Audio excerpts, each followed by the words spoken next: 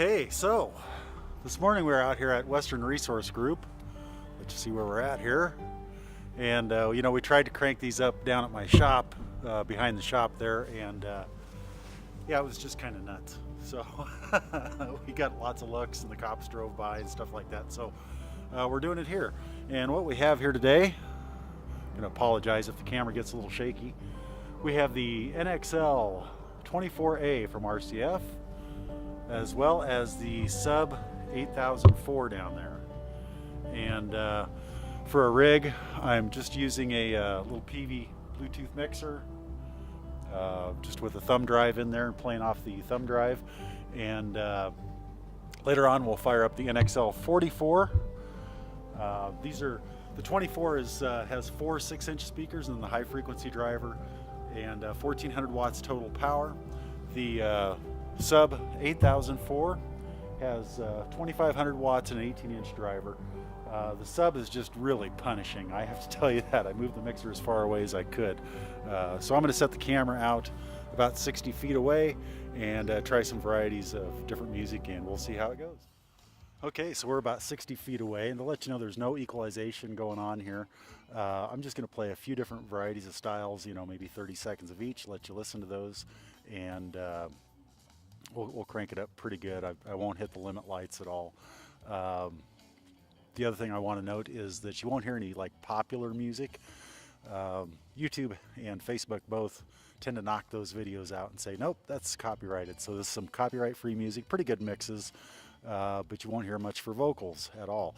I can tell you from the other night running for a Shades of Bublé, which was kind of a Bublé tribute group, that vocals are just superb out of this thing.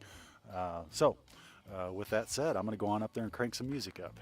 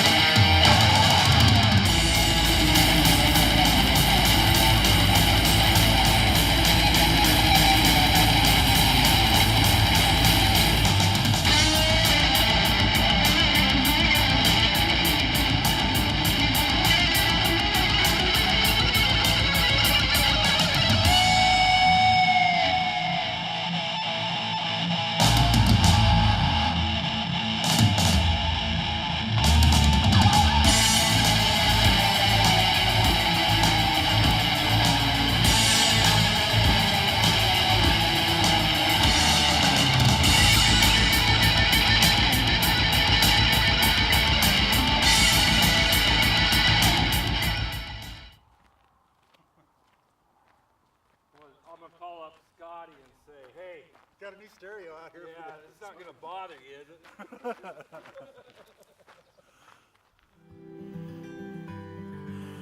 it? Okay, well, hopefully that got you an idea of what you can do with the 24.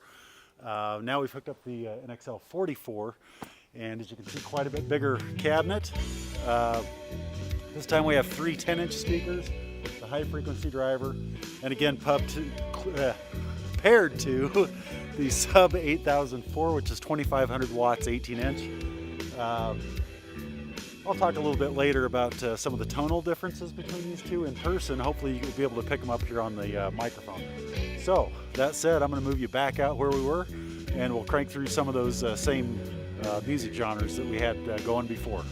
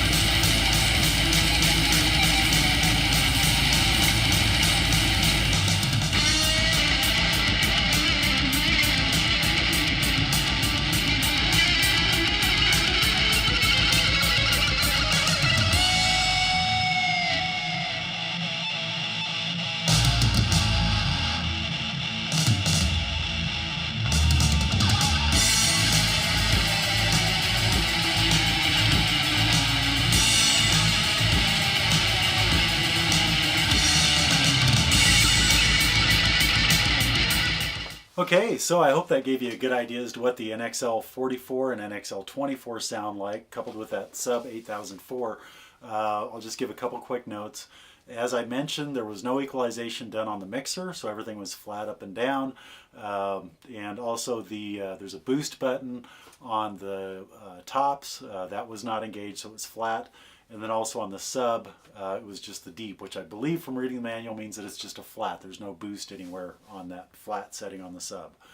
For my personal, tone is one of those really subjective things. So you have to take this with a grain of salt. The best thing is to hear them yourself. Tried to do the best I could to get you good sound. We're using the Zoom Q2N, which has really good mics on it. And I've listened to the video. It sounds really good. The differences are pretty subtle. I would say the NXL-24, if you've had a chance to hear the Evox 12s, they're like the Evox 12s on steroids, okay? Quite a bit more output than the Evox 12s. I shouldn't say quite a bit more, but more. And then also the highs, since it does have that compression driver, the highs are a little more pronounced. That said, to me, the NXL-24 sounds like really good home speakers, hi-fi, really great fidelity speakers, amplified a million times. So a really natural sounding speaker.